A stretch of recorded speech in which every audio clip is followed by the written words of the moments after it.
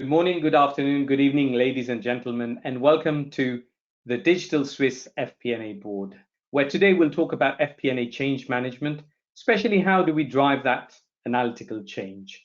My name is Hans Gobin, I'm FP&A Trend Ambassador, and today I'll facilitate the meeting as well for you. Just in terms of stats, we have over 300 people joining us, mostly from Switzerland, but also from another 30 odd countries, and we've got a great team and insight for you. So without further ado, let me take you through, well, first of all, the previous meetings. As you know, a lot of these have been face-to-face, but lately digital. The good news is that we are planning our first face-to-face meeting in May in Switzerland, so please be on the lookout for that. Good time to take you through what we're planning to talk about today. So what's on the agenda? Change management in FP&A. What are the key trends and the challenges that come with it? We will then look at Oerlikon case study, change management framework, especially around changing FP&A system. We'll look at FP&A modernization through change management. That's another case study from Expedia. Next level change management. So in that more mature environment company, how does change happen and how do you manage it? We will finally then look at technology and analytical change, and then go on to look at conclusions and recommendation, and then we'll finish off with our usual Q&A session. So a full agenda for you for the whole 90 minutes. It is now a good time for me to start introducing you to my esteemed member of the panel. So panelists, if you can turn your webcam on and come off mute, and I will start to introduce you one by one. So to start with, we've got our first panelist and presenter today will be Paula Bolderman, who's Senior Vice President, Group FP&A at Oerlikon. And today she'll take us through change management framework around FP&A systems implementation. Paula, it's great to have you with us today. Thank you, Hans. Fantastic. Thank you, Paula. Our second panelist is Gareth Bartman, who is Senior Director, Commercial Finance and FP&A at the Expedia Group. And today he will take us through FP&A modernization through change management, of course, a case study within his own company. Gareth, looking forward to your presentation. Thanks a lot, Hans. Really happy to be here and to share a little bit anyway about the journey we've been on. So thank you. Fantastic. Thank you, Gareth. Our third panelist today is Ramon Zapata, who is CFO Europe at Sandoz. And of course, he will talk to us about next level change management in that more mature organization environment. Ramon, great to have you with us today. Thank you, Hans. I am super happy to be here with all of you. Brilliant. Thank you. Finally, we've got Christian Kinzel, who's Head of Solution Architect at DAC CCH Tagetik. He will give us the technological and analytical change perspective. Christian, great to have you with us.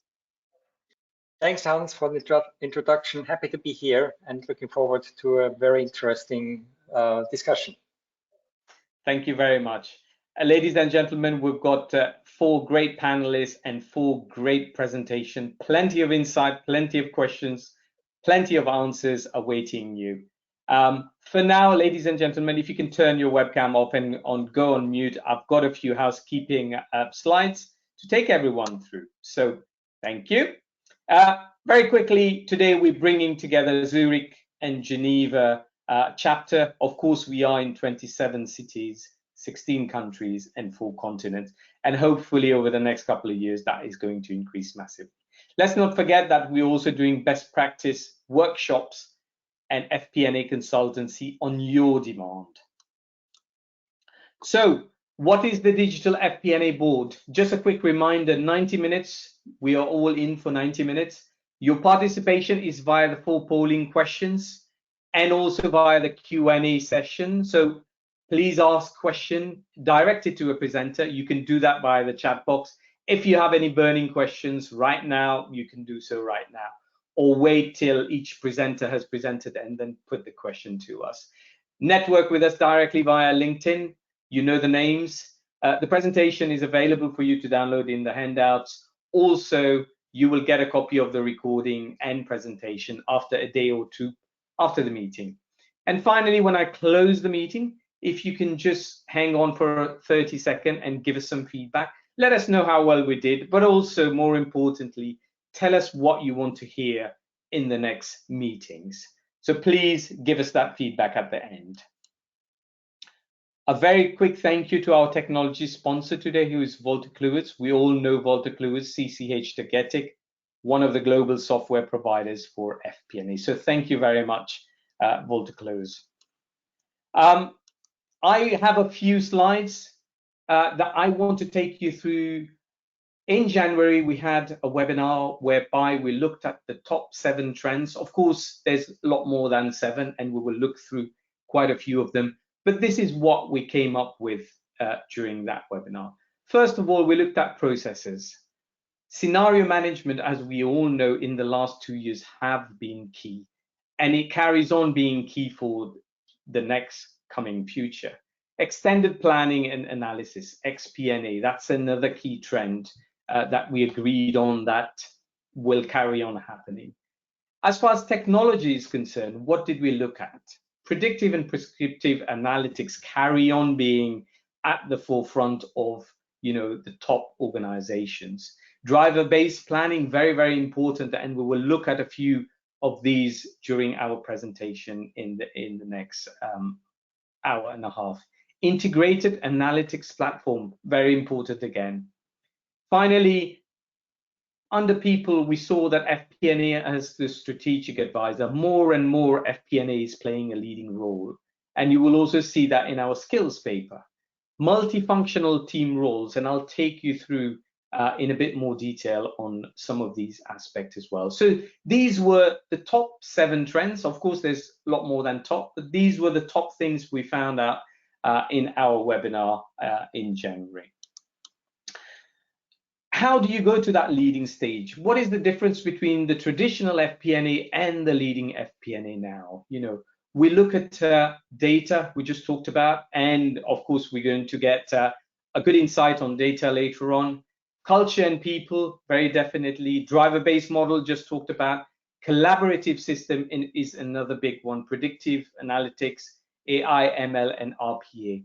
So we're moving away from traditional with all of these in our bag to be able to make, new multiple scenario management, scenario planning, simulation, and we will see a lot more of that on Christian's presentation in a bit.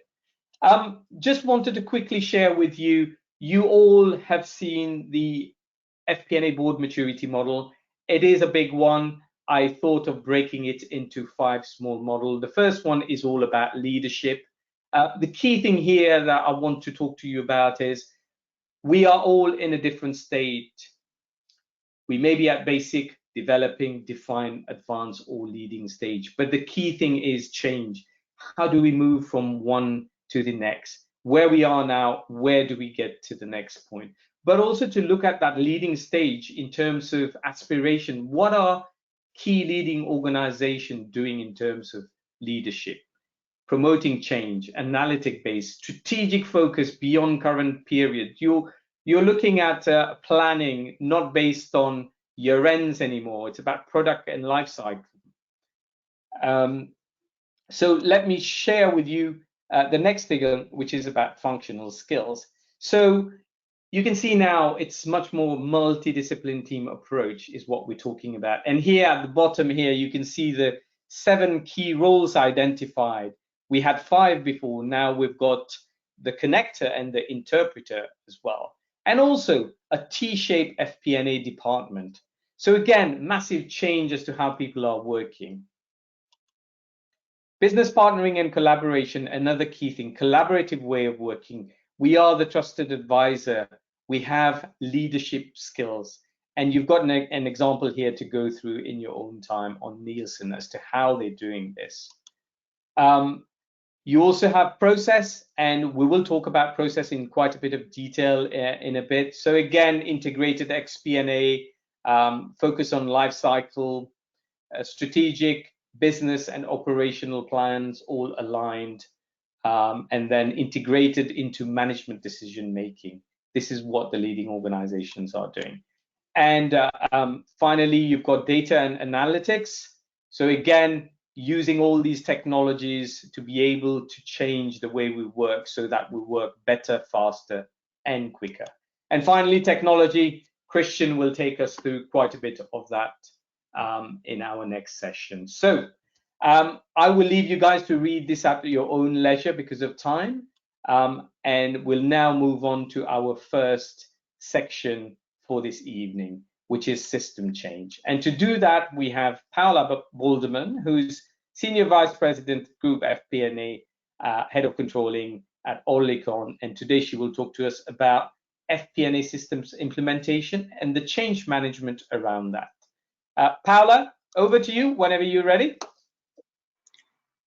Good afternoon, good morning, good evening, everyone. It's a pleasure to be here tonight and trying to walk you through the journey within Oerlikon on moving into an FP&A new management tool. Next slide. As Steve Jobs used to say, great things in business are never done by one person, but by a team of people. And that really speaks within this presentation on how a team of people, a group of people can really drive the change needed for getting into a better FP&A and planning tool. On my next slide, we have called this project within Oerlikon Project 1, and it's why? Because we had many different systems, solutions, and we wanted to step into one integrated enterprise performance management solution. Next slide, you will see where we are coming from, so the status quo, plus where we want to get on. Some pain points which you might recognize within your own function, company. We had a very fragmented system landscape due to different reasons, acquisitions, divestiture, and different business models within our division. We had we had resource shortages, so changes are very imminent, and we need to adapt and have resource where it really is needed. We were missing a little bit of the finance autonomy, lacking of reporting, the flexibility, a lot of different interface, and a lot of data analytics. Resistant to change is one common mantra when we are talking about very different system implementation, and we want to get more agile. So what we did is identify the technologies which we want to replace with one single platform. Very important, what are the business requirements? How does it fit with the strategy? What we want to achieve? We want to being more agile, we want to be able to scale pretty quickly new acquisitions, new KPIs, new data integration, and we want to be we want to step into leverage those capabilities to become really a digital process within FP&A. The results we want to achieve is, of course, a faster closing, budgeting, rolling forecast cycle. We want to make being more proactive than reactive. We want to limit as much as possible the manual effort by deploying people and resources into that business partnership within financial planning and analysis, and we want to make sure the data is consistent, the so-called one version of the truth. On my next slide, you can see the benefits we want to achieve by doing that, this digital transformation. So streamlining, centralizing, make the process more flexible. We want to automate a lot of activities which can be automated. We want to standardize and avoid reconciliation issues and errors, and we want to make sure that we become more productive in the added value activities, and we spend less time into the analysis and the retrieving of data. On my next slide, these are a couple of food for thoughts on major changes within companies, within functions, and also when we are going to implement a new system. Resistant to change. How do we advertise? How do we make sure that people have the buy-in that the change is necessary and will be better for them personally, professionally, and also for the whole company? Sometimes we see inadequate commitment and sponsorship from the top down, and this is a very important key factor for a successful project and process. What's the vision? We start having a very fragmented vision. Different departments, different business wants different things, have different requirements. How to bring that vision together? Project management, poor project management, why does it happen? Mainly it's because there are too many compelling priorities, and we do not apply the focus we would need to apply within a project management implementation like this, which touches global, all the business units, divisions, consolidation, teams, and different countries. When the case for change is not compelling, again, we go a little bit to the first topic, resistant to change. Why do I need to change? Or why things are not fine as they are today? No, because the world is changing. We have seen in the past 2 years with the global pandemic, and therefore we need to be much more alert and flexible and agile to make sure that we meet our business goals. In the next slide, some takeaways as from a change management perspective. Change management is not like a project, you have a start, you have a finish, but is an ongoing business process which needs to be embedded in the company culture. Change is constant. We have seen in the last years, we need to adapt. We need to make sure that people are have proper skills and competencies, and we develop to the ever-changing goals and activities within an FP&A function, for example. Stakeholder management is very important. We need to make sure that everybody embrace of the key stakeholders embrace those changes, and they disseminate throughout the company and throughout the functions. And then we also need to understand that change provides a truly strategic advantage for the success of a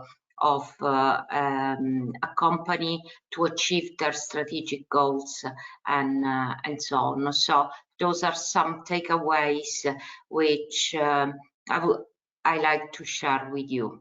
Thank you so much, and hopefully it was insightful. Paola, thank you very much. I've got two things I just want to, that really resonated with me. From doing to being digital, that was one of your titles, which is just fantastic because, you know, we got to move away from just being a doer or doing.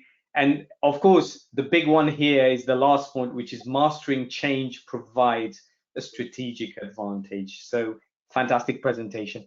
Thank you very much for you know, great insight, but especially the last 2 pages where you talk about, you know, how you turn those barriers into good points. And if you start to look at it right from the beginning, you can have a very, very good project. So we've looked at what you're doing. Why don't we look at, through the next polling question, what our audiences are doing? And I'm going to read this for you, but launch it at the same time. In your opinion, what are the factors that are the most important in FP&A change, system change? So, in your opinion, what are the factors that are most important in FP&A system change? Is it buying? Is it skill set? Is it communication and project management? Or is it resource availability? If you can vote, please. In your opinion, what are the factors that are the most important in FP&A change, system change? Is it buying? Is it skill set? Is it communication and project management? Is it resource availability? If you can vote, please, I will give it another 5 seconds. And I am now going to close the poll and I will now share the results. The results are 33% is buying, 11% is skill set, 42% is communication and project management, and 14% is resource availability. Paola, can we have a quick comment on this, please, from your end? Yeah, it doesn't surprise me at all. I would have voted if I to choose one, communication project management. I think it's one of the fundamental of a successful project completion. So I tend to agree with the majority of the people. Buy-in is also a very important one. I think those two are, let's say, the most successful factors to implement such a turnaround and a big project within the companies. Yeah, no, you're looking at buy-in and you're looking at communication and project management as being, you know, the overall, you know, almost 80%, which is just spot on.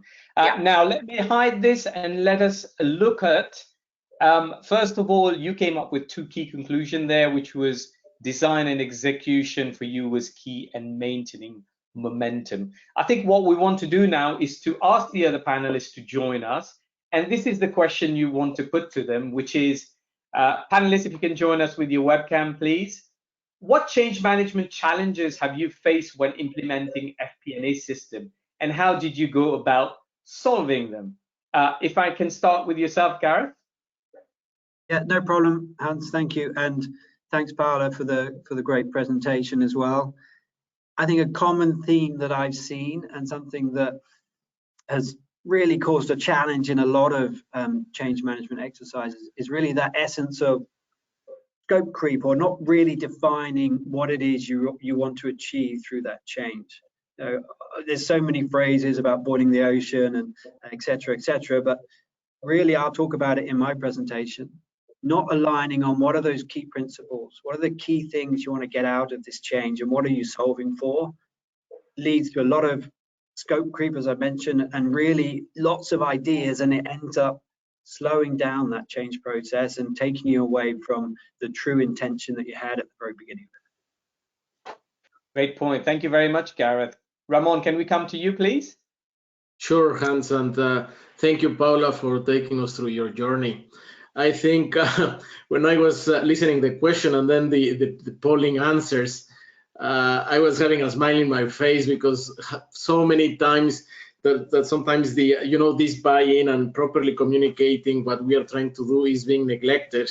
And I think it's key in order to have a successful project and to have all of the organization lined up towards a successful implementation and execution of any given new FP&A system. So to me, I think they are coming together. The only way you can, create or get the buy-in that you need is through proper communication of what's in for everyone in the organization that is going to be participating of this change or new system implementation. Thank you, Ramon. And finally, Christian, to you. Yes, thanks, Paula, again for your presentation. Referring to the polling question or to the answers, so communication and project management, so what was highest rated, and I fully agree with that, because we mustn't forget change management is a challenging process, as mentioned in here. So it's really highly important that it's properly managed and probably involving all the stakeholders that have to drive and be part of that change management. So I'm really highlighting people are key for all these change managements, and this is what project management and communication supports and has to make sure that people are part of that process and people are driven through this process properly and not to be forgotten. Thank you, Christian. I'll just like to add another point that Paula, you made. The case for change is not compelling enough. So I think we need to sell absolutely to get the buy-in, that what we're trying to do, the benefit of it, and just make sure we know how to do that. Make sure we look at the system or whatever we're doing. We can have a play around. We can go somewhere else within another organization and have a look at it, so that at least when we put the case to the business, it is compelling. It shows all the advantages. So thank you very much, everyone. Paula, I hope those answers have been enlightening to you as well. And now, yeah, thank you. And now let us move on to our next presentation. If we can all turn our webcam off and go on mute, apart from, of course, Gareth. Our next presentation is from Gareth, who's from Expedia Group. And today, Gareth is going to take us through FP&A modernization through change management and his case study. So, Gareth, without further ado, I'll leave it with you. Thank you, Hans, and thank you, everyone, for joining this session wherever you are. It's really nice to be able to talk about something that's been a bit of a passion exercise for me and a lot of folks at Expedia over the last few years. But before I get into the detail, let's take a moment just to look at the context and what sort of got us to where we are as an organization. So as we flip to the next slide, why do we want to start making changes and driving different approaches within Expedia Group? I think the challenge came up for us out of something that was great, which is, a new business, 25 years of really strong and rapid growth, a lot of that organic, a lot of that through direct acquisitions, bringing new entities and new organizations together, bringing multiple brands together. And ultimately what that led to was a very disconnected approach and processes around the finance side of things, and ultimately systems and teams that weren't interconnected elegantly, leaving us with what I would suggest were sort of subpar processes, subpar forecasting and subpar reporting in many areas. So back in 2018, we took on a project that we called sort of Modernized Finance, to give it a buzz term, but really was all about looking at our different finance processes end to end, trying to understand all of those different elements and where were the pain points and what could we actually try and improve. And the end result of that was to create a set of objectives to try and solve for a lot of that complexity that then existed in our systems.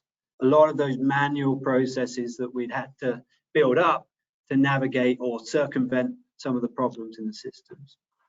Start to think about, how do we change the way we utilize and look at our data? How do we get more consistency across our systems? Ultimately, to solve for the major pain point was that the outcomes we were getting just weren't good enough. They weren't good enough from a finance perspective, and they weren't good enough from a business perspective. And that was creating more and more challenges as the business grew and grew. from a startup to something that was pretty substantial. Of course, something like this is not a single change event. As Paolo said, change goes on relentlessly. It's a multi-year journey. And today I'm just going to take a bit of time and focus down really on one element of that change process. And that was really around our forecast and outlook process on the next slide. And here we're trying to just solve something that should be relatively simple, right? How do we evolve to a more simple, consistent, one EG, one company approach to our forecasting processes? But we weren't there, right? We had two disparate processes to start off with. Plus, we had lots of disconnected teams as well. We had a bi-weekly outlook process, short-term trends, what's happening, very high level, really trying to drive decision-making in the short term for the next few weeks or months.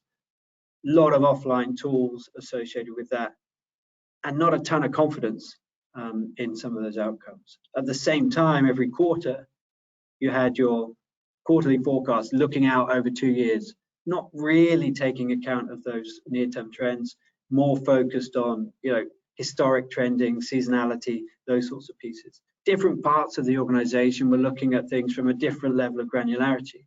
That created its own disconnects and challenges. Different tools, again, low confidence and a huge, huge burden across the teams. Those two processes did have a lot in common, right? They were output focused. They were really, what are we going to be delivering, not what's driving the business performance. They didn't provide a huge amount of confidence for the business and for the finance teams. Just as importantly, in fact, if not more importantly, from my perspective, it created a huge burden on the finance team and particularly the FP&A teams. That burden was in terms of workload, but also a huge emotional burden. If you're dealing with so much uncertainty of data, it creates stress for you in your processes. And that was a real challenge within the teams, and the teams across the organization had inconsistent and different approaches as well. So what we were trying to shift towards, and what we have shifted towards, was really creating then an all-in complete picture of our financials at all times. What does that mean? It sounds very snazzy, but what does that really mean in reality? Well, rolling monthly outlooks, 18-month sort of forecasting, but making sure, hey, let's make sure that we're giving enough weighting to those near-term trends. We're not just looking at historic data. Be deliberate about what level of granularity we want to have, really bring up centers of excellence to help support those processes as well. Give ourselves a single source of truth, a single system that we all rely on and we all believe in. Ultimately, with the goal of building better accuracy, improved confidence across the organization as we think about that. And so the key changes versus the other two, driver based. Let's focus on those inputs. If we can get those input pieces right, the outputs will kind of look after themselves. Single process across the organization. Once you've got that, then you can start to move forward and simplify and automate those processes. You can't do that when the process themselves doesn't work properly. And ultimately where we are now is then start to use that automated, simplified process and leverage machine learning and data science to help improve the accuracy of those forecast processes as well. So all of those things come together to create a new process for us in organization. But what are the key elements for us in terms of unlocking that change?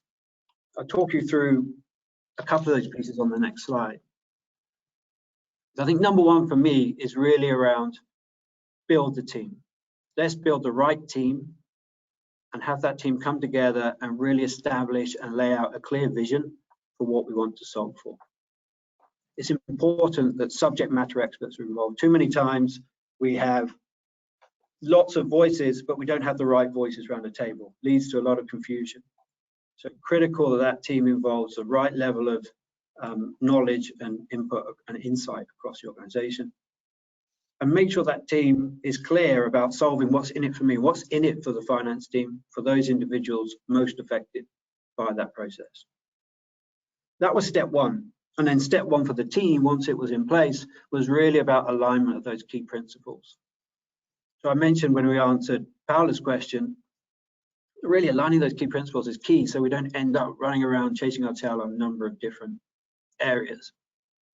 And so we started to look at that, and first and foremost, we aligned on the fact that we want to update our approach. We want to be input focused rather than output focused. We want a common methodology across teams that will allow us to unlock some true synergies across the organization. We want to leverage technology as best we can, right? Simplify, automate, utilize data science, key objective for our team. We want to change the way the teams work and make it easier for them to do their job so they can focus on value-added stuff rather than dealing with that emotional burden, as I call it, around forecast and reporting challenges. Part of that was building out centers of excellence. Aligning those decision-making to those centers of excellence is key for that change to be successful.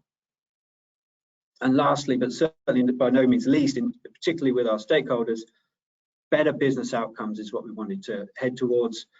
How can we feel more confident in that process, in those inputs that would ultimately give us better accuracy and start to have a more logical and consistent sense of cadence or frequency with that reporting. Once we've done that, that allowed us then to unlock the engagement and really go forward and action the change across the team. So my last two slides, I'll quickly talk through some of the learnings from our perspective, and I'll split it into two sections. I think number one is around the people and the team. Keys to success on change projects like this, for me, you've got to have alignment with senior level organization. For us, it was about bringing CFO and divisional CFOs together, make sure we're aligned on the principles, and we had support so that when tough decisions needed to be taken, we had that input and insight from the senior levels of the organization. I've talked a lot about the working group, but it's important to have the right subject matter experts, but you've got to empower them. There's no point having all these great people around a table and then saying to them, well, yeah, but we know better. You've got to listen to them. You've got to give them that opportunity to really help drive the change. Include the right technical experts. With the best will in the world, we can all come up with fantastic solutions to a lot of our problems around our systems and processes, but we've got to make sure it's technically viable inside the organization at a cost you can afford. So technical experts are critical, and Paola mentioned this, and it came through in the polling as well. Communicate regularly, share with people and across the teams what you're doing, why we're doing it, share those quick and early wins, also critical for the project to be successful.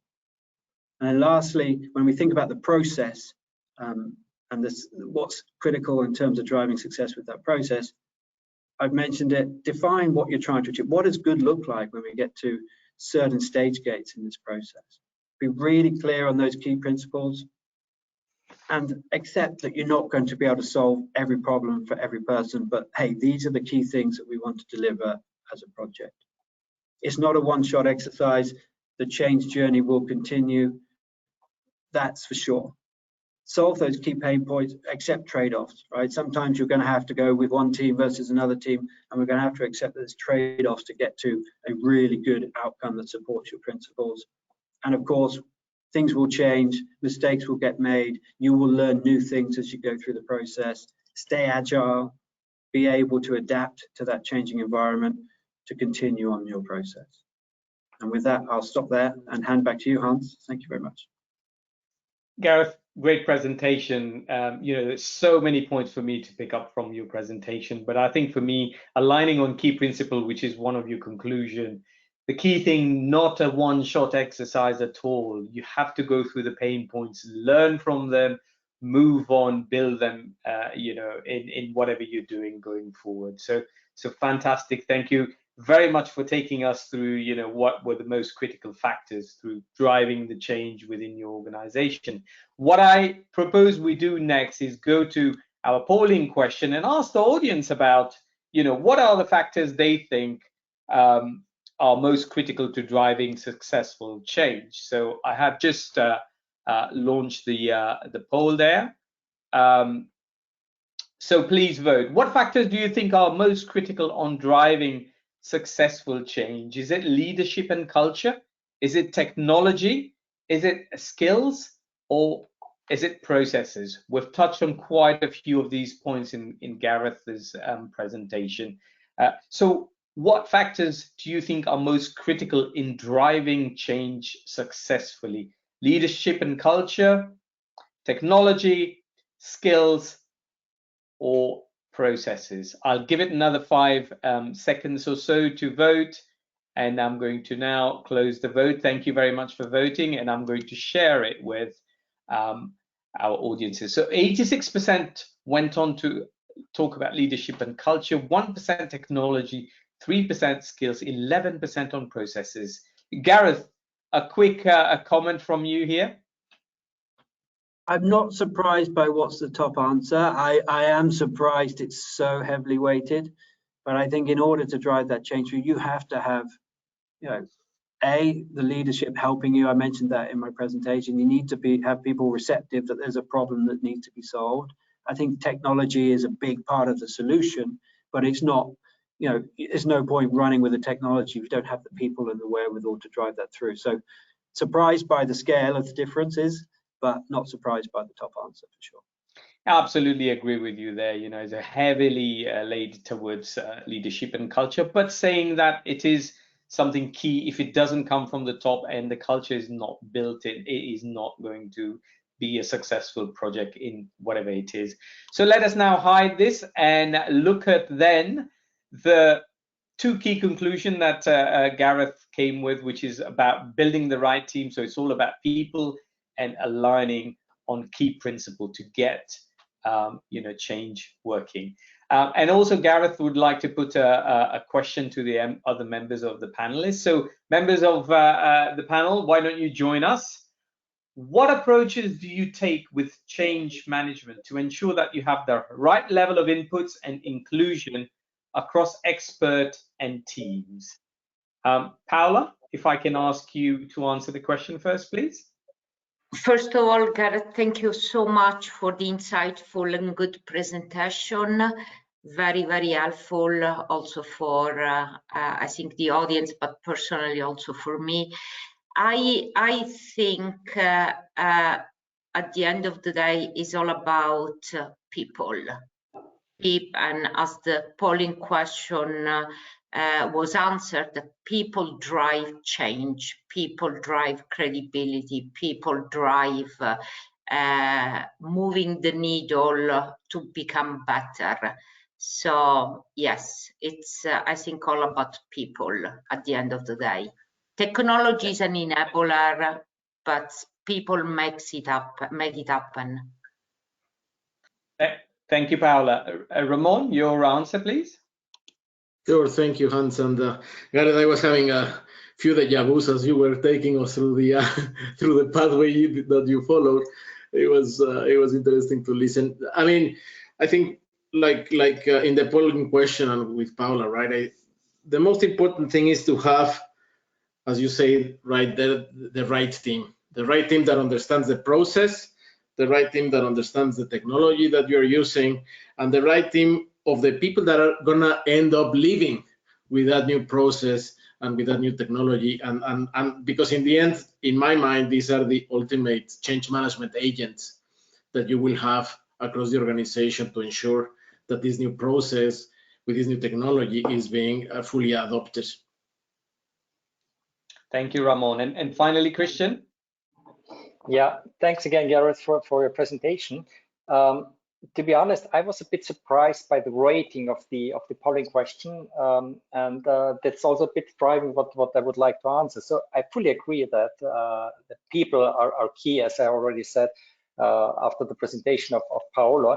So having the right teams and listen to the teams and having the teams for all the parts available, so that you can really drive these change management and drive that project. So that's definitely, I would also say, the most important thing.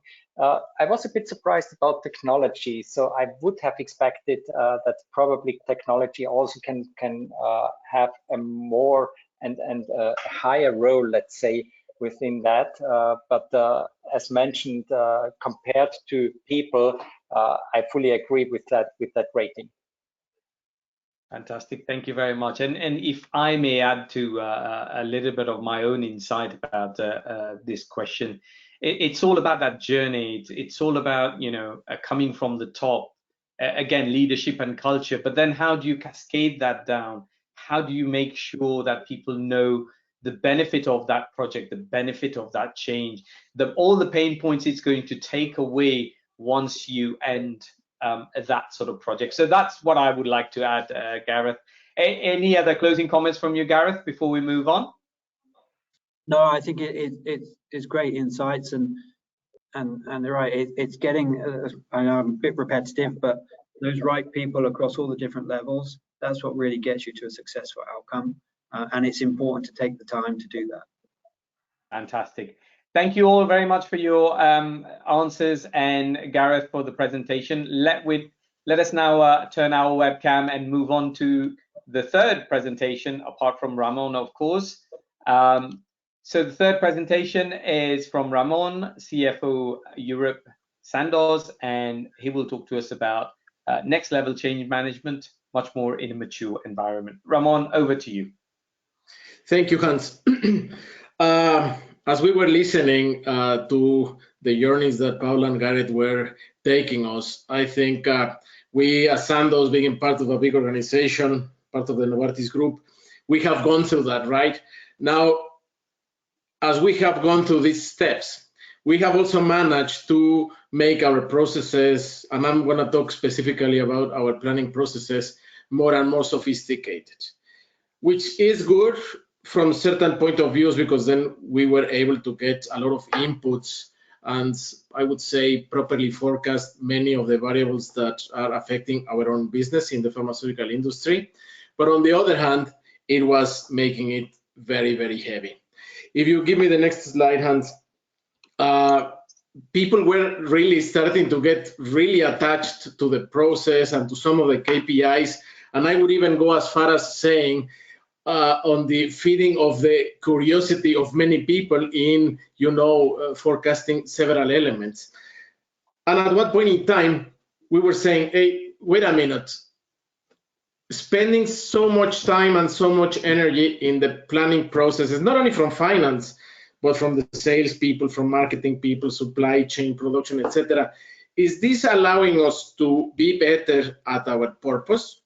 And as all of you know, so Sandoz being in the pharma industry, the Sandoz purpose is pioneering access and provide high quality healthcare solutions for our patients. And anything that is not supporting us, then maybe it's hindering us. So by taking all the drama and energy out, draining of our financial planning processes that was linked to objectives and performance expectations, I think we were able to, or we are in the journey to, make our teams way more focused in, again, the purpose, which is pioneering access for our patients. If you give me the next, Hans, so we were coming from a very complex, very lengthy, very time-consuming processes. I think maybe the most painful of all of this was the number of iterations that we were having, and the activities that every iteration was triggering into our teams. As it says in that slide, right? We were having planning processes of 9-10 months, which is, it was just crazy. So what we want to be, and I think this is still in the process, but we have made good inroads, is to have clear, single, top-down financial guidance. So kind of like really spin the process on its head and talk about the things that are really moving the needle. Of course, through the help of artificial intelligence and machine learning, which is now the tools that we are using. But this, of course, it's taking the heavy lifting and most iterative activities of the planning process, so that our teams can really focus in what we call key events or things that the machine learning cannot yet capture in their forecasts. In the next slide, what we have been done already since the beginning of 2021 and this year is we have done this a little bit in pieces, bringing in segments of the planning businesses into artificial intelligence. So nowadays we have more or less 70% of our business being planned through these algorithms of artificial intelligence prediction. The algorithms were not created by one team working alone. So I think one of the key success factors there is to have a strong collaboration between headquarters, regions, and countries with different type of functional expertise. Of course, data scientists we need business planners, we need commercial people, and with the help of everyone, being able to create these algorithms. And as I was saying before, right, once we have the output of artificial intelligence, that is not up to debate. We trust that the outputs of these models are correct, and then we focus on, again, the things that are not being able to be predicted by machine learning, which is key events. For example, changing legislation. These, of course, artificial intelligence cannot take, or new launches. Every launch is different depending on the therapeutic area, so that is also something that we take out of artificial intelligence and we just put on top of, you know, the bulk of the business that is being planned by artificial intelligence. And then once we have the key events identified, what are the risks and what are the key opportunities that we will have, let's say for 2022, then we moved on, close the financial commitments, and then really go into details, country by country, operationalizing the tactical plan on how we are going to be delivering these targets. So if we move on, so the idea is really to move from a very process-oriented finance function towards what we like to call an intelligent finance teams that will be focusing mainly on transforming and making the process and reporting, the planning and reporting processes way more efficient, drive resource allocation to maximize value for the company and for all of our stakeholders, and hopefully partner with our commercial teams in order to deliver, or hopefully over-deliver on the objectives that we have set for ourselves this year and in the following years. So finally, to end with my presentation, if we go next, of course, this has created a lot of needs of evolution for the finance teams, right? So as I was saying, from a function that was very process-oriented to more business partnering function, I like to think of our finance teams not to being back office functions, but really driving business hand in hand with our commercial colleagues. I think the second point is very important. Externally focused. How are we gaining share? How many patients are we reaching? How are we really advancing the new therapies, rather than always comparing versus how I am doing versus a target that was internally defined? I think it's way more value and it's way more compelling to go and have this external focus. Driving business impact proactively. So beforehand, people were, I would say, mainly reacting. So things were happening, and then what do we do to minimize the effects of any given risk that was materializing? I think in this new way, you have more time to think what can go wrong or what can go even better versus what maybe the artificial intelligence is telling us, and how we can influence that number to hopefully making it a little bit better. This, of course, requires to leverage the digital tools and artificial intelligence in its full extent. And this one is also interesting because I was having a lot of conversations with finance colleagues through this journey. What is going to happen with my role, with my job? Am I going to lose it? Are we going to have, you know, different activities to be taken care of?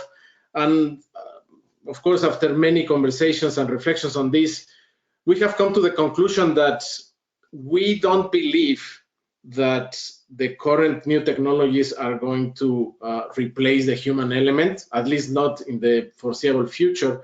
But what it's key, and it's very clear, is that whoever is not willing to embrace these new technologies is going to be a little bit out of the game. So you need to be comfortable in, you know, jumping into the pool of what these new technologies are offering and really try and make it work to your advantage.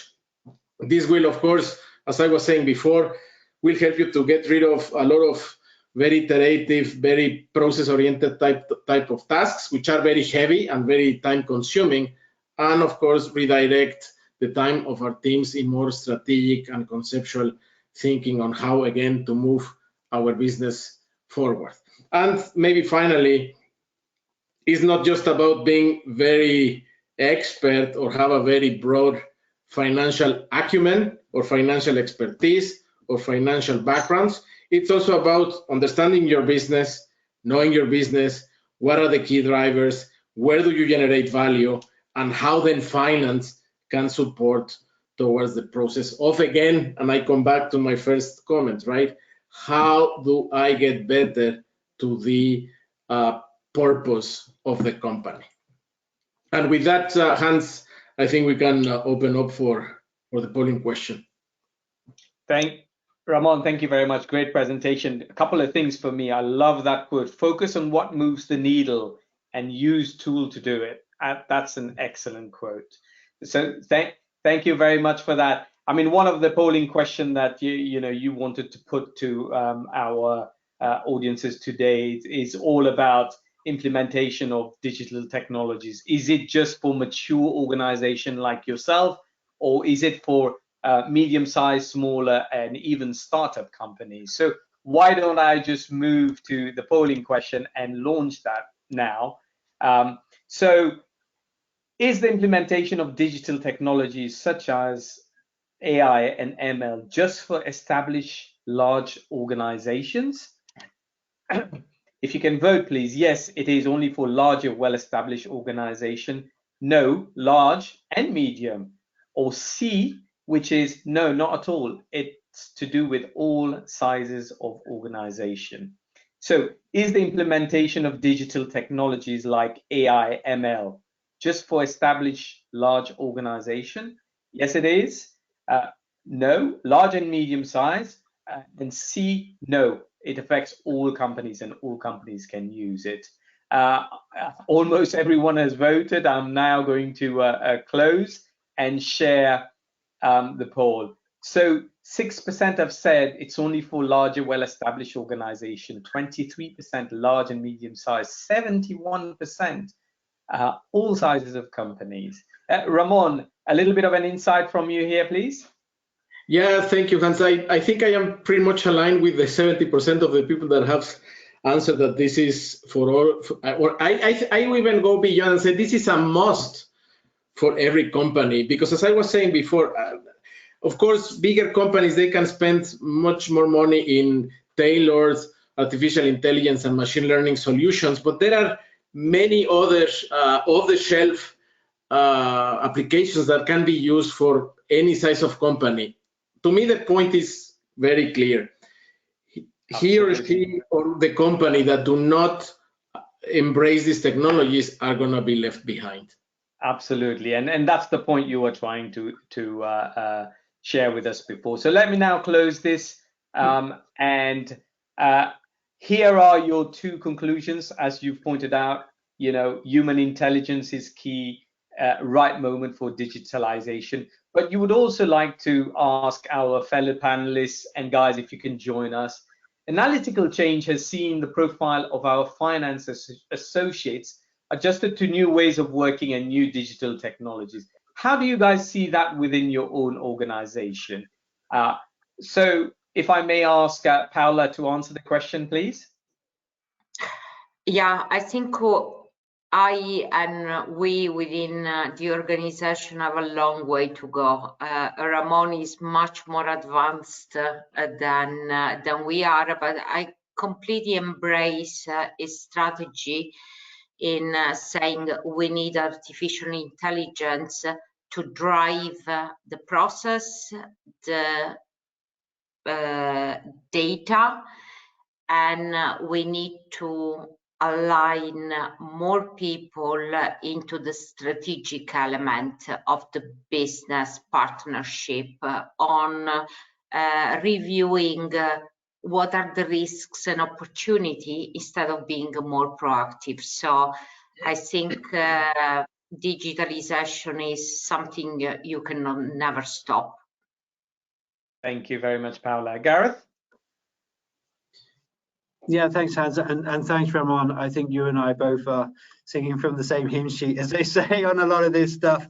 So I look forward to connecting on that in the future. But look, I think that you mentioned it in your presentation. The bit I really like is that as we progress forward, the use of technology, whether it's machine learning, data science, whatever it's becoming more and more essential to be successful as an organization and as a finance team. But it doesn't replace finance. It just changes the way that finance interacts with that technology. And that's a bit for me that's really critical to get across to team members. It's almost like when I was a junior analyst, I can do a third of the things that my analysts can now do technically. And it's just about having that mindset and knowing how to operate with those digital tools or that AI at your disposal is really critical. And that's just how the finance function, I think, has to evolve across all sides of companies. Thank you. And finally, Christian, your answer to this question, please. Yeah, thanks again, Ramon, for your presentation. And I would say congrats how far you have gone with your organization, because what I see from companies I'm talking to, most of them are a step on the step going there, but I don't see them so far as you are with your organization. I think the one of the key takeaways for me from what you said is, and I have it in mind, you said it's focus on the important thing, and that's where technology needs to be involved for, and that's where technology helps us. So people still, of course, it's not replacing people, but it helps people to take their time to focus on the important things. And we can use technology to do all that stuff where we waste time in our processes. And that's where technology really comes in. And a second point, but I will focus on that also in my presentation, it's have the data available, what you are doing there. And I think that's one of the important topics too, to be Absolutely. able to do in front. Absolutely. Thank you very much, all of you, for the points you made. It's all about continuous learning at the end of the day, and just making sure that human intelligence is still key and people are moving on with the time, absolutely, and the technology. So thank you very much all for the answers. If you can switch your webcam off, and we move on to the next presentation, which is from Christian. Christian, of course, is Head of Solution Architect at DAC, CCH Tagetik, and will talk to us about technology and analytical change. So Christian, whenever you're ready. Yes, thanks, Hans, and thanks for taking over and for the introduction. So it's a bit funny, I would say, because we have been for the previous presentations talking so much about people being there. So now I want to focus really on technology and what are the trends in the finance transformation in terms of technology. And I would like to share a few results from the BARC survey, The Future of Planning, that was released in September 2021. BARC is a well-known analyst, mainly working in the DACH market for BI and CPM systems. The future of planning, if you look at the left side of the presentation, is seen from most companies in prediction and forecasting, leading to more efficient planning cycles with less effort, less people involvement, and less time. So again, the focus on the important things that is I think summarized in here. And simulations as one of the outcome, then to be fast and sustainable with results that help executives to take the right decisions.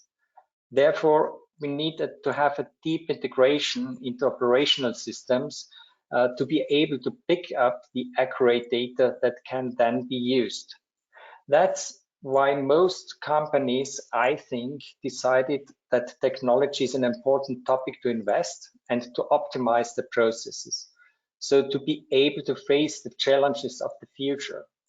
So as you can see on the right side, the measures were planned for technology improvements and investments will be increasing over the next 12 months.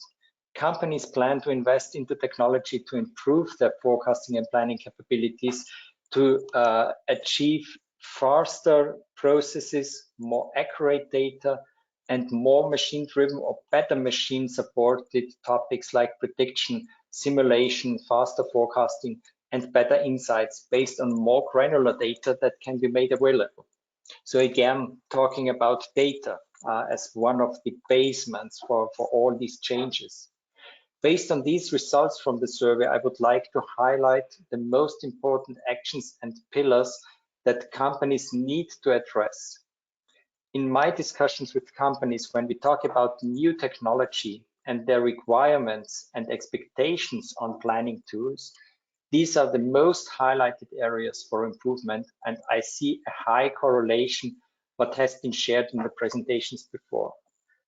So let's have a look at these pillars, Hans, on the next slide. What does it mean? What are the pillars for the technical transformation and to drive the analytical change in the finance departments? I have identified 4 pillars building up the house of finance transformation based on the results from the mentioned survey. So these pillars are data, tools, drivers, and prediction or machine learning, artificial intelligence, and so on. These pillars cannot be seen separately, as there is a clear correlation between them. Data as the base. So the question is, do you have the right data available? Do you have the tools in place to transform your data into information and support your business users? Do you understand how this data impacts and drives your business?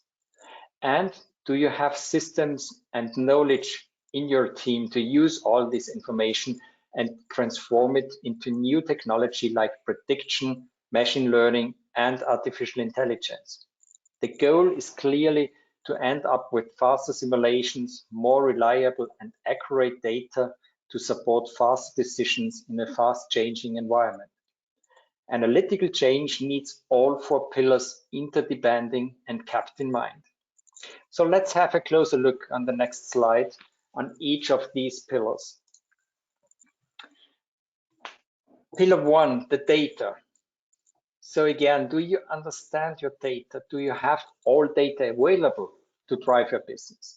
So this is crucial as companies do have tons of data usually spread among lots of applications.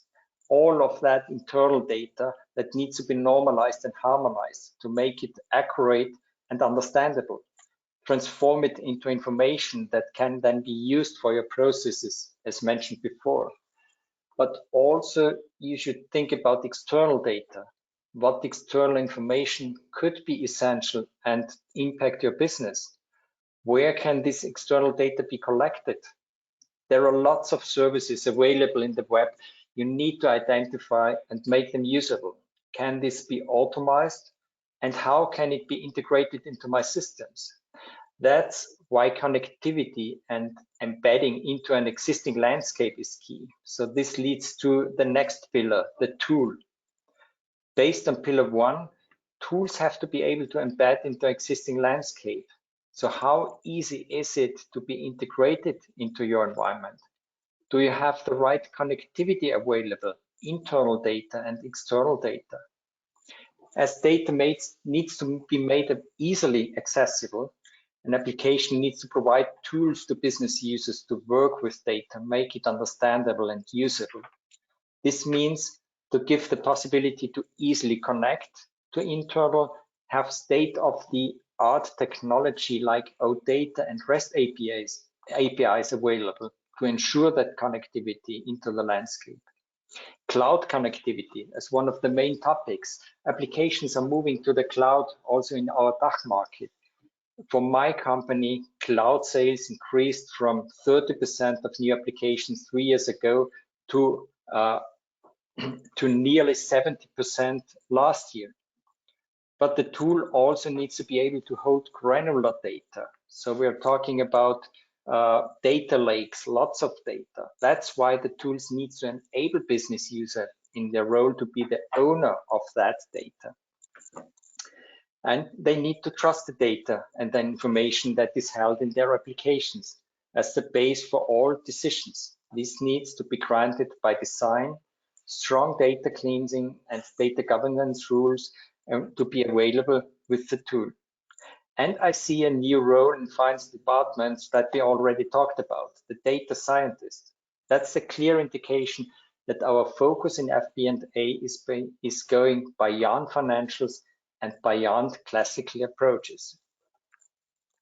On the next slide, we're talking about pillar 3, identify your drivers. So that's understanding the data. As we have the data available, the tools to deal with the data now, we need to transform this information into valuable drivers for your business. How does data drive your business, and how can we design the drivers and the dependency of drivers?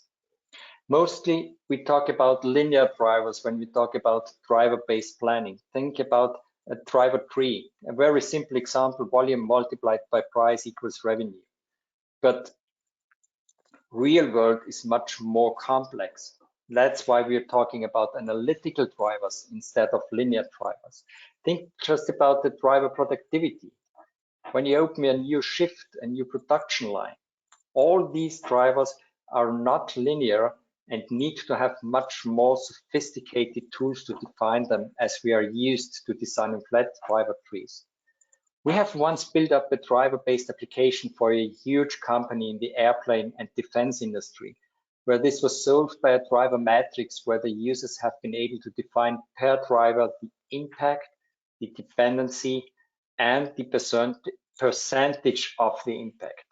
So such models lead to much more complex applications that are more and more near to reality and need to have the right technology to be able to support, and leading to the last pillar, the prediction. Easily said, I would say prediction is adding artificial intelligence to the driver model. So, but even more, prediction and artificial intelligence helps us to adjust the models used based on statistical methods that we are using. And but these methods need to be understandable to create trust, as I mentioned before, trust in your data. So this has to be not the black box without the possibility to understand what this has been done, but we need models that allow the users by parameterization to use such tools and make it available and make them able to learn with the tool. So the possibility to easily play around and understand what's going on and gain explainable results. So when you're able to build up these 4 pillars within your organization, this will lead you to faster simulations, real-time or even near real-time, to support your business decisions and make decisions reliable and sustainable. So summarizing, I would say having this house of 4 pillars available, you can build up a robust, reliable planning application, planning tools to support all your internal processes.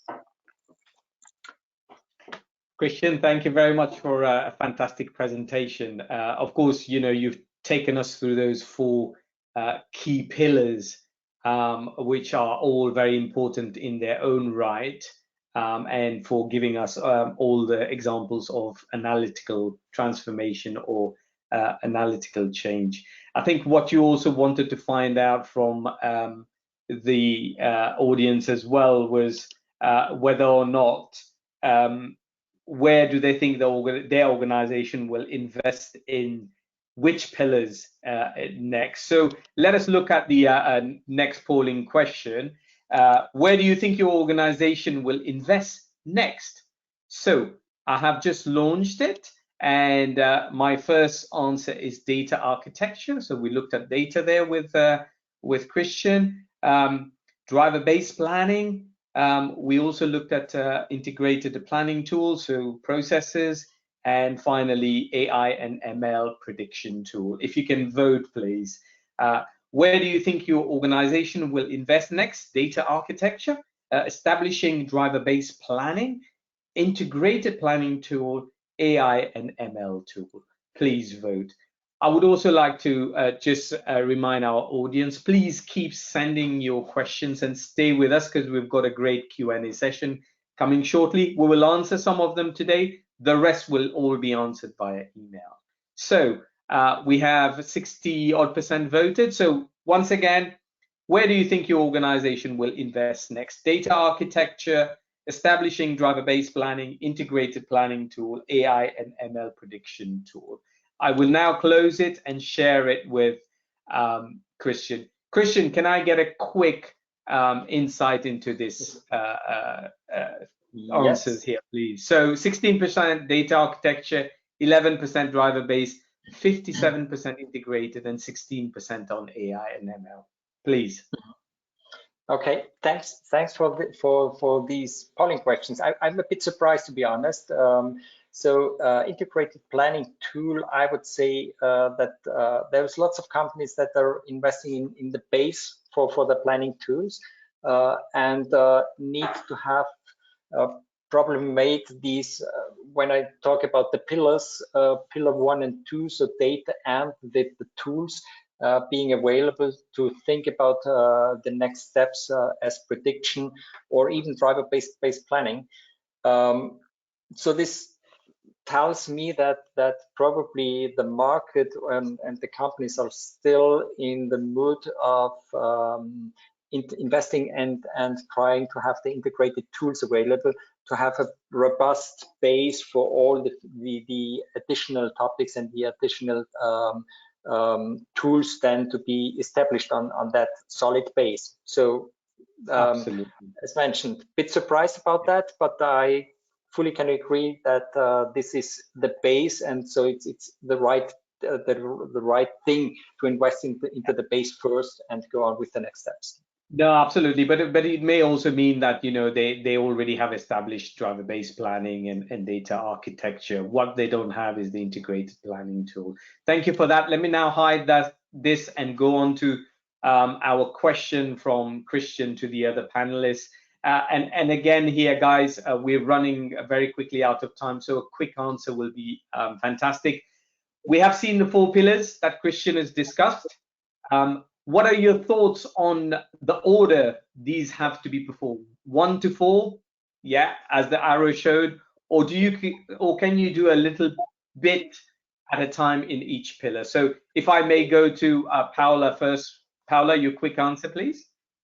Yeah, I would go personally for the second option. So do a little bit of everything throughout the four pillars, because I'm a little bit afraid that we get stuck into a huge data governance project and the rest never gets done. So pick up the data you want to analyze and then move as much as you can into the 4 pillars.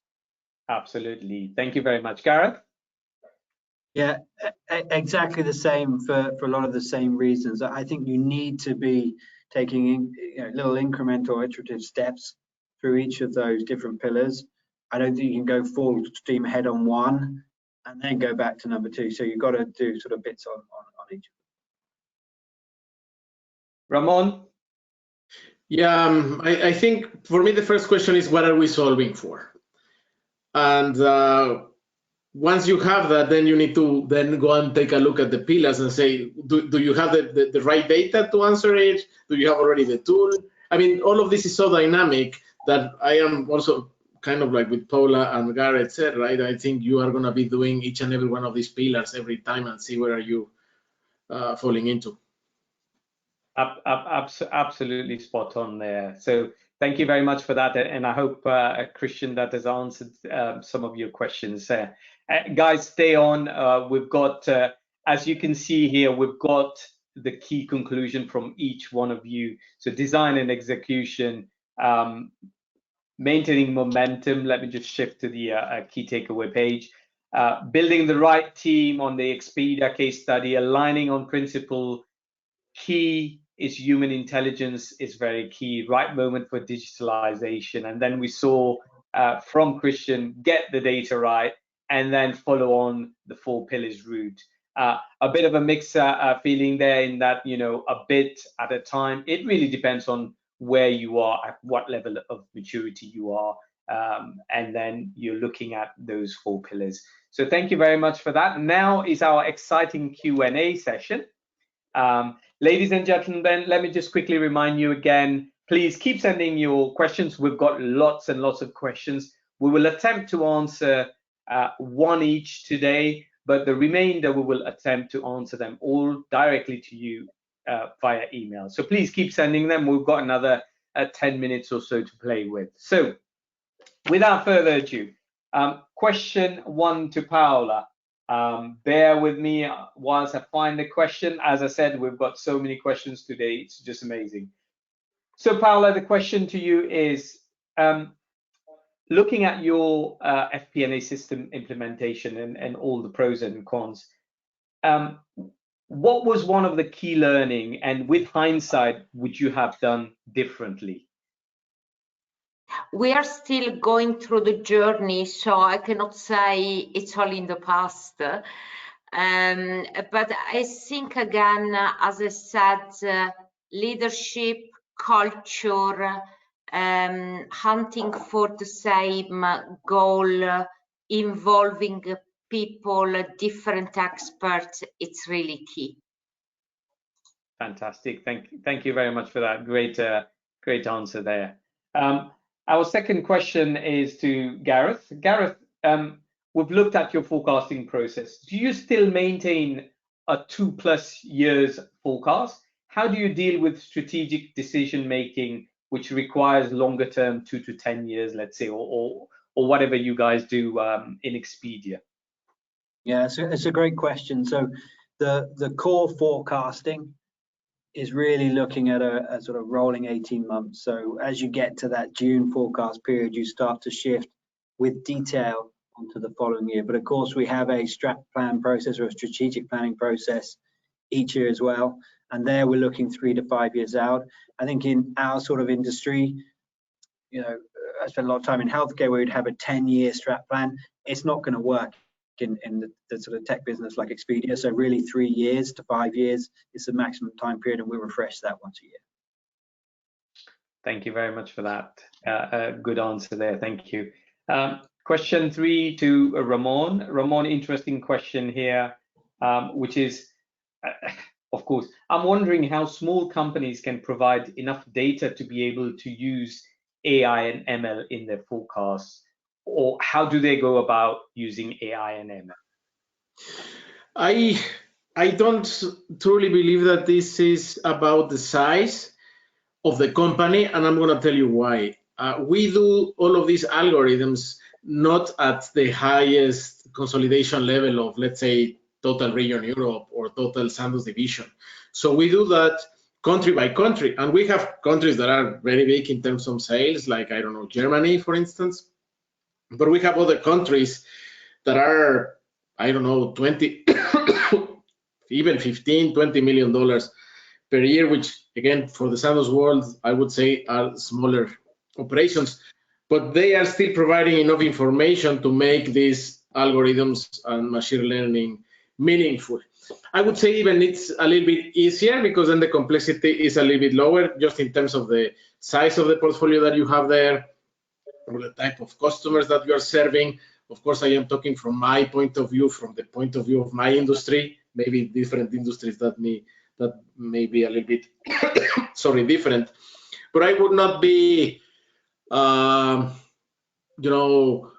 be afraid or concerned that because my business or my company is small, I cannot bank or leverage this type of technologies. As I was saying, I am convinced that there are a lot of off-the-shelf solutions that with minimum adjustments will give you, hopefully, good insights. And I also don't believe that you need to be all the way around having the perfect FP&A reporting solutions. I mean, in the end, if you have good enough information, and that goes back to my presentation of it's better to be, generally right than precisely wrong. As long as you feel comfortable that with the information that you have, you can be 80, 85, Pareto law, 80% with what you need. I think maybe you can start, testing these technologies.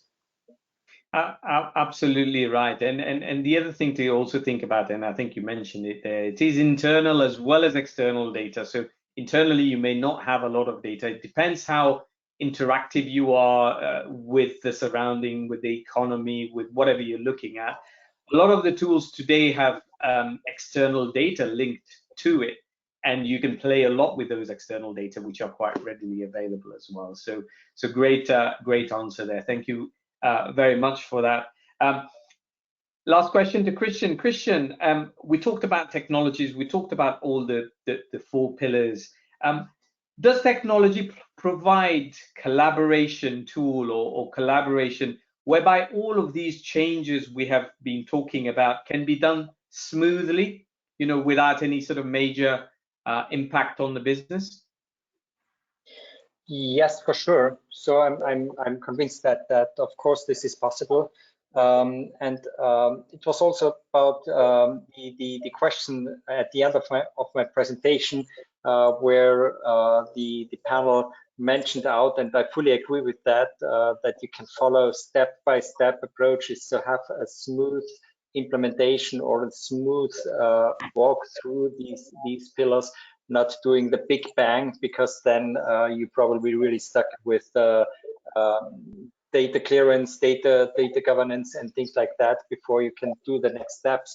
And Ramon, as I have understood from your presentation too, you did exactly that approach. So you're focusing on the sales part for the prediction, for this prediction topic.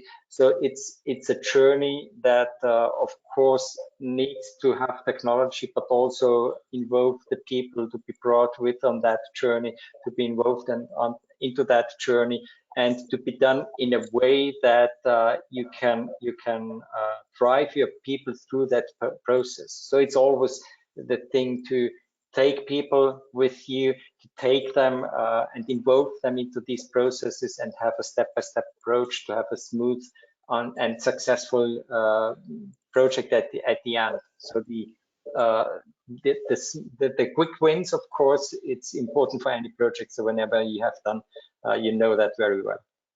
Absolutely. Thank you. Great answer there. And of course, all tools are collaborative, and the newer the tool, there's much more collaboration, which will help you manage all of these changes all the way throughout your journey. So thank you very much. Panelists, thank you very much for your answers. That's all we have time for in terms of Q&A. But audiences, we've still got a couple of minutes for me to run through a few slides. So if you still want to please send your question. We will answer them all via email. Panelists, stay on the cam. I've just got a few closing slides to take the audiences through, which you might be interested in as well. So our FP&A Empowerment Survey 2022 is back again, and it will take you 10 to 12 minutes to fill. Thank you very much for doing this in the past few years. Please give us your insight and what you're doing within your own organization as well. The link is there. So looking forward for you to join us and give us your insight. What is upcoming in terms of events? So driver base planning matters for FP&A. We've talked about it quite a lot today, but a deep dive in driver base planning. Digital Central European FP&A Board on March the 3rd. And then we will also look at XP&A in action, enhancing FP&A agility with supply chain planning. So very particular look at supply chain. March the 10th, please book it in your diary. It is now a great point for me to say thank you to our esteemed panelists for their hard work, their preparation, their presentation, their insight, and for answering all of those questions. So panelists, thank you very much for making time today and the effort. Let me also thank our audiences today for making time answering our questions via the polling question. Hope it has been very insightful for you guys. And last but not least, thank you very much to our sponsor, Volta Clues, for making this possible today. And finally, this is how you can keep in touch with us. Thank you very much for attending. It is now time to say goodbye, and I look forward to seeing you in the next event. Please give us another 30 seconds when I close this to give us a little bit of feedback about how well we did, but also what topics you would like to hear in the future. So with that, I say goodbye, good night. Thank you very much, everyone. Hope you had a great time. Thank you. Bye-bye. Thank you. Thank you. Bye-bye. Have a great evening.